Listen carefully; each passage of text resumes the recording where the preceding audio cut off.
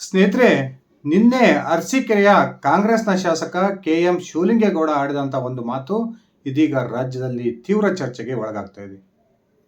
ಶಿವಲಿಂಗೇಗೌಡರು ಸಿದ್ದರಾಮಯ್ಯನವರ ಒಂದು ಕುರ್ಚಿಗೆ ಕಂಟಕ ಬಂದಿರತಕ್ಕಂಥ ಈ ಸಂದರ್ಭದಲ್ಲಿ ಒಂದು ವೇಳೆ ರಾಜ್ಯದಲ್ಲಿ ಸಿದ್ದರಾಮಯ್ಯನವರ ಬದಲಾವಣೆಗೆ ಏನಾದರೂ ವಾಮಮಾರ್ಗದಿಂದ ಪ್ರಯತ್ನಗಳಾದರೆ ಆ ಸಂದರ್ಭದಲ್ಲಿ ರಾಜ್ಯದಲ್ಲಿ ರಕ್ತ ಕ್ರಾಂತಿ ಆಗುತ್ತೆ ಅನ್ನೋ ಒಂದು ಸ್ಫೋಟಕ ಹೇಳಿಕೆಯನ್ನು ಕೊಡೋದ್ರ ಮೂಲಕ ಈಗ ತೀವ್ರ ಚರ್ಚೆಗೆ ಕಾರಣ ಆಗಿದ್ದಾರೆ.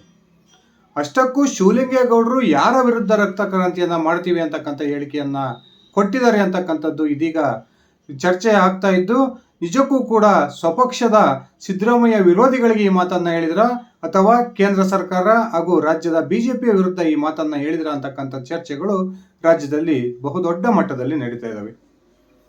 ಈ ಒಂದು ಚರ್ಚೆ ಉಟ್ಕೊಳ್ಳೋದಕ್ಕೆ ಪ್ರಮುಖ ಕಾರಣ ಕೂಡ ಇದ್ದು, ಈ ಕಾರಣದಿಂದನೇ ಶಿವಲಿಂಗೇಗೌಡರು ಈ ರೀತಿಯ ಒಂದು ವಿವಾದಾತ್ಮಕ ಹೇಳಿಕೆಯನ್ನ ಕೊಟ್ರ ಅಂತಕ್ಕಂಥ ಮಾತುಗಳು ಕೇಳಿ ಬರ್ತಾ ಇದ್ದಾವೆ. ಬನ್ನಿ ಸ್ನೇಹಿತರೆ, ನಿಜಕ್ಕೂ ಕೂಡ ಈ KM ಶಿವಲಿಂಗೇಗೌಡ ಅವರ ಮಾತಿನ ಒಳಾರ್ಥ ಏನು, ಶಿವಲಿಂಗೇಗೌಡರು ಯಾರಿಗೆ ಈ ರೀತಿಯ ಒಂದು ಎಚ್ಚರಿಕೆಯನ್ನ ಕೊಟ್ಟಿದ್ದಾರೆ ಅಂತಕ್ಕಂಥ ಚರ್ಚೆಗಳು ನಡೀತಾ ಇದ್ದಾವೆ, ತಿಳ್ಕೊಂಡು ಬರೋಣ.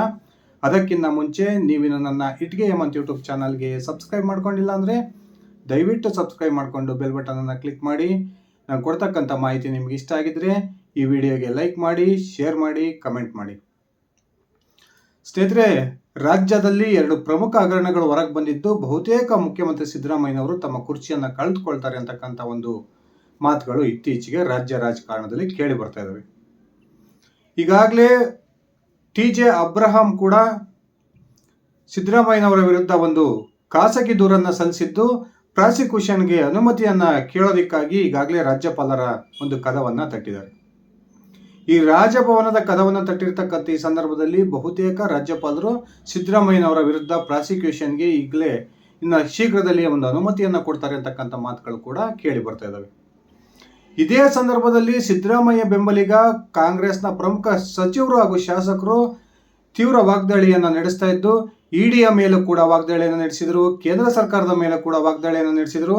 ಇಲ್ಲಿ ರಾಜ್ಯದಲ್ಲಿರ್ತಕ್ಕಂಥ ಬಿಜೆಪಿ JDS ಮೈತ್ರಿಯ ಮೇಲೂ ಕೂಡ ವಾಗ್ದಾಳಿಯನ್ನು ನಡೆಸೋದ್ರ ಮೂಲಕ ತೀವ್ರ ಒಂದು ಕುತೂಹಲಕ್ಕೆ ಕಾರಣವಾಗಿದ್ದಾರೆ. ರಾಜ್ಯಪಾಲರು ಇನ್ನೂ ಕೂಡ ಸಿದ್ದರಾಮಯ್ಯನವರ ವಿರುದ್ಧ ಪ್ರಾಸಿಕ್ಯೂಷನ್ಗೆ ಅನುಮತಿಯನ್ನು ಕೊಡದೇ ಇರತಕ್ಕಂಥ ಈ ಸಂದರ್ಭದಲ್ಲಿ ರಾಜ್ಯದ ಸಿದ್ದರಾಮಯ್ಯ ಬೆಂಬಲಿಗ ಸಚಿವರ ಈ ಒಂದು ವರ್ತನೆ ತೀವ್ರ ಕುತೂಹಲಕ್ಕೆ ಕಾರಣವಾಗಿದೆ. ಒಬ್ಬೊಬ್ಬ ಸಚಿವರು ಒಂದೊಂದು ವಿಚಿತ್ರ ಹೇಳಿಕೆಯನ್ನ ಕೊಡೋದ್ರ ಮೂಲಕ ಇದೀಗ ರಾಜ್ಯದಲ್ಲಿ ಏನ್ ನಡೀತಾ ಇದೆ ಅಂತಕ್ಕಂಥ ಒಂದು ಕುತೂಹಲವನ್ನ ಹುಟ್ಟುಹಾಕಿದ್ದಾರೆ. ಈಗಾಗಲೇ ಬಹುತೇಕ ಕಾಂಗ್ರೆಸ್ನ ಸಚಿವರು ಮಾತಾಡ್ತಾ ಇರ್ತಕ್ಕಂಥ ರೀತಿಯನ್ನು ನೋಡಿದ್ರೆ ರಾಜ್ಯಪಾಲರು ಪ್ರಾಸಿಕ್ಯೂಷನ್ಗೆ ಅನುಮತಿಯನ್ನ ಕೊಡ್ತಾರೆ ಅಂತಕ್ಕಂಥ ಅನುಮಾನಗಳು ಹುಟ್ಕೊಳ್ಳೋದು ಸಹಜ. ಈ ಸಂದರ್ಭದಲ್ಲಿ ಮೊನ್ನೆ ಪಂಚ ಸಚಿವರು ಪತ್ರಿಕಾಗೋಷ್ಠಿಯನ್ನ ಮಾಡೋದ್ರ ಮೂಲಕ ಇಡಿಯ ವಿರುದ್ಧ ವಾಗ್ದಾಳಿಯನ್ನ ನಡೆಸಿದ್ರು. ಅದಾದ ನಂತರ ಸಿದ್ದರಾಮಯ್ಯ ಬೆಂಬಲಿಗ ಒಬ್ಬೊಬ್ಬ ಸಚಿವರೇ ಮಾಧ್ಯಮಗಳ ಮುಂದೆ ಬಂದು ಹೇಳಿಕೆಯನ್ನ ಕೊಡ್ತಾ ಇರ್ತಕ್ಕಂಥದ್ದು, ಸಿದ್ದರಾಮಯ್ಯನವರನ್ನ ಬೆಂಬಲ ಮಾಡ್ತಾ ಇರ್ತಕ್ಕಂಥದ್ದನ್ನ ನಾವೆಲ್ಲ ನೋಡಿದೀವಿ. ನಿನ್ನೆ ಅರಸೀಕೆರೆಯ ಕಾಂಗ್ರೆಸ್ನ ಶಾಸಕ ಶಿವಲಿಂಗೇಗೌಡ ಒಂದು ವೇಳೆ ರಾಜ್ಯದಲ್ಲಿ ಸಿದ್ದರಾಮಯ್ಯನವರನ್ನ ಕೆಳಗಿಳಿಸ್ತಕ್ಕಂಥ ಪ್ರಯತ್ನ ಏನಾದರೂ ಆದರೆ, ವಾಮ ಮಾರ್ಗದ ಮೂಲಕ ಅಧಿಕಾರವನ್ನು ಹಿಡಿಯೋ ಪ್ರಯತ್ನಕ್ಕೆ ಕೇಂದ್ರ ಸರ್ಕಾರ ಏನಾದರೂ ರಾಜ್ಯದಲ್ಲಿ ಕೈ ಹಾಕಿದ್ದೆ ಆದರೆ ಆಗ ರಾಜ್ಯದಲ್ಲಿ ರಕ್ತ ಕ್ರಾಂತಿ ಆಗುತ್ತೆ ಅನ್ನೋ ಒಂದು ಎಚ್ಚರಿಕೆಯ ಮಾತನ್ನ ಆಡಿದರು. ನಿಜಕ್ಕೂ ಕೂಡ ಶಿವಲಿಂಗೇಗೌಡ ಅವರು ಯಾರಿಗೆ ಈ ಎಚ್ಚರಿಕೆಯನ್ನು ಕೊಟ್ಟಿದ್ದಾರೆ? ಇದು ಬಹು ಚರ್ಚೆಯ ವಿಷಯ ಆಗಿದೆ.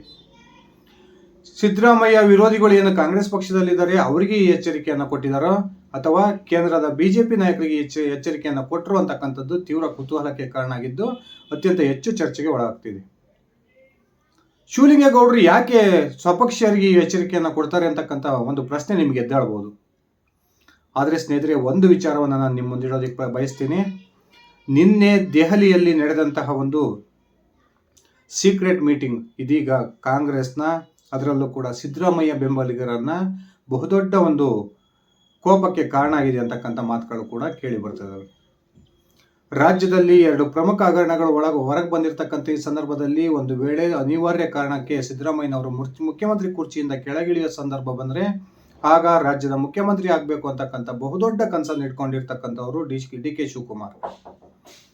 ಆದರೆ ಸಿದ್ದರಾಮಯ್ಯನವರು ಒಂದು ವೇಳೆ ಕೆಳಗಿಳಿದ್ರು ಕೂಡ ಯಾವುದೇ ಕಾರಣಕ್ಕೂ DK ಶಿವಕುಮಾರ್ ಅವರನ್ನ ರಾಜ್ಯದ ಮುಖ್ಯಮಂತ್ರಿಯನ್ನಾಗಿ ಮಾಡೋದಿಕ್ಕೆ ಬಿಡಬಾರ್ದು ಅಂತಕ್ಕಂಥ ಒಂದು ತೀರ್ಮಾನಕ್ಕೆ ಸಿದ್ದರಾಮಯ್ಯ ಬಣದ ಪ್ರಮುಖ ಸಚಿವರು ಬಂದಿದ್ದು, ಸಿದ್ದರಾಮಯ್ಯನವರಿಗೆ ಪರ್ಯಾಯವಾಗಿ ಯಾರನ್ನ ಮುಖ್ಯಮಂತ್ರಿ ಮಾಡಬೇಕು ಅಂತಕ್ಕಂಥ ತೀರ್ಮಾನವನ್ನು ಕೂಡ ಈ ಪ್ರಮುಖ ನಾಯಕರು ಮಾಡ್ಕೊಂಡಿದ್ದಾರೆ ಅಂತಕ್ಕಂಥ ಒಂದು ಮಾತುಗಳು ಕೇಳಿ ಬರ್ತಾ ಇದ್ದಾವೆ.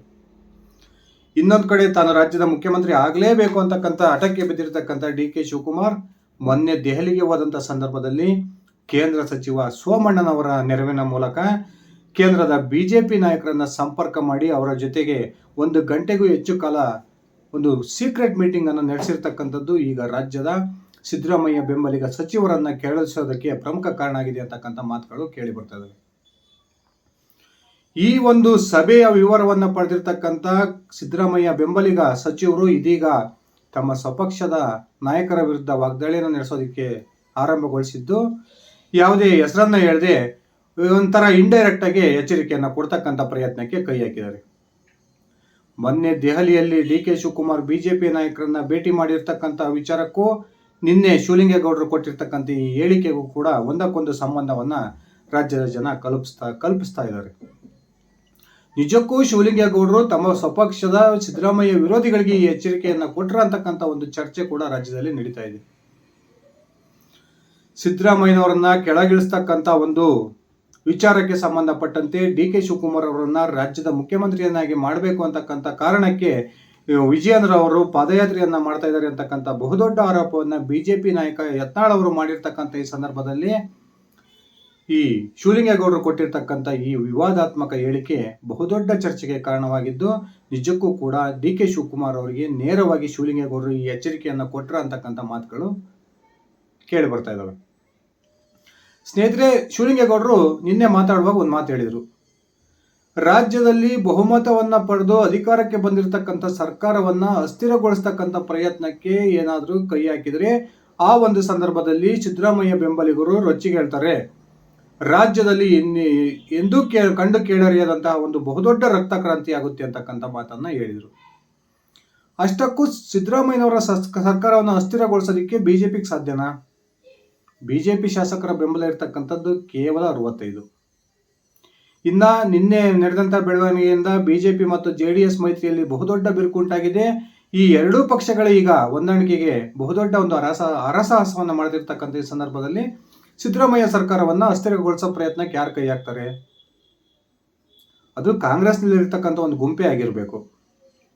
ಆ ಗುಂಪಿನ ನಾಯಕತ್ವವನ್ನ DK ಶಿವಕುಮಾರ್ ವಹಿಸಿಕೊಂಡಿದ್ದಾರೆ ಅಂತಕ್ಕಂಥ ಒಂದು ಭಾವನೆ ಇದೀಗ ಸಿದ್ದರಾಮಯ್ಯ ಬೆಂಬಲಿಗರಲ್ಲಿದೆ. ಸಿದ್ದರಾಮಯ್ಯನವರ ಕಟ್ಟ ಬೆಂಬಲಿಗರಾಗಿರ್ತಕ್ಕಂಥ ಶಿವಲಿಂಗೇಗೌಡರು ನಿನ್ನೆ ಆಡಿದಂಥ ಈ ಮಾತು ನಿಜಕ್ಕೂ ಕೂಡ ವಿಪಕ್ಷದ ಒಂದು ನಾಯಕರುಗಳಿಗಿಂತನೂ ಸ್ವಪಕ್ಷದಲ್ಲಿರ್ತಕ್ಕಂಥ ಸಿದ್ದರಾಮಯ್ಯ ವಿರೋಧಿಗಳಿಗೆ ನೇರ ಎಚ್ಚರಿಕೆಯನ್ನು ಕೊಟ್ಟಿದ್ದಾರೆ ಅಂತಕ್ಕಂಥ ಒಂದು ಮಾತುಗಳು ಕೂಡ ಈಗ ರಾಜ್ಯ ರಾಜಕೀಯದಲ್ಲಿ ಕೇಳಿ ಬರ್ತಾ ಇದ್ದಾವೆ. ಸ್ನೇಹಿತರೆ, ನಿಮ್ಮ ಅಭಿಪ್ರಾಯದ ಪ್ರಕಾರ ಶಿವಲಿಂಗೇಗೌಡರು ನಿಜಕ್ಕೂ ಕೂಡ ಈ ರಕ್ತ ಕ್ರಾಂತಿಯ ಎಚ್ಚರಿಕೆಯನ್ನು ಕೊಟ್ಟಿದ್ದು ಸ್ವಪಕ್ಷೀಯರಿಗೋ ಅಥವಾ ವಿರೋಧ ಪಕ್ಷದ ನಾಯಕರಿಗೋ? ದಯವಿಟ್ಟು ಕಮೆಂಟ್ ಮಾಡಿ. ಇದಿಷ್ಟ ಆಗಿತ್ತು ಸ್ನೇಹಿತರೆ ನನ್ನ ಇವತ್ತಿನ ಈ ವಿಡಿಯೋ. ನಾನು ಕೊಟ್ಟಿರ್ತಕ್ಕಂಥ ಮಾಹಿತಿ ನಿಮ್ಗೆ ಇಷ್ಟ ಆಗಿದ್ರೆ ಈ ವಿಡಿಯೋಗೆ ಲೈಕ್ ಮಾಡಿ, ಶೇರ್ ಮಾಡಿ, ಕಮೆಂಟ್ ಮಾಡಿ. ನೀವಿನ ನನ್ನ ಇಟ್ಗೆ ಮಂತ್ ಯೂಟ್ಯೂಬ್ ಚಾನಲ್ಗೆ ಸಬ್ಸ್ಕ್ರೈಬ್ ಮಾಡ್ಕೊಂಡಿಲ್ಲ ಅಂದರೆ ದಯವಿಟ್ಟು ಸಬ್ಸ್ಕ್ರೈಬ್ ಮಾಡಿಕೊಂಡು ಬೆಲ್ ಬಟನನ್ನು ಕ್ಲಿಕ್ ಮಾಡಿ. ಅದೇ ರೀತಿ ನನ್ನ ಇಟ್ಗೆ ಮಂತ್ ಫೇಸ್ಬುಕ್ ಪೇಜನ್ನು ಫಾಲೋ ಮಾಡಿ. ಧನ್ಯವಾದಗಳು ಸ್ನೇಹಿತರೆ, ಶುಭ ದಿನ.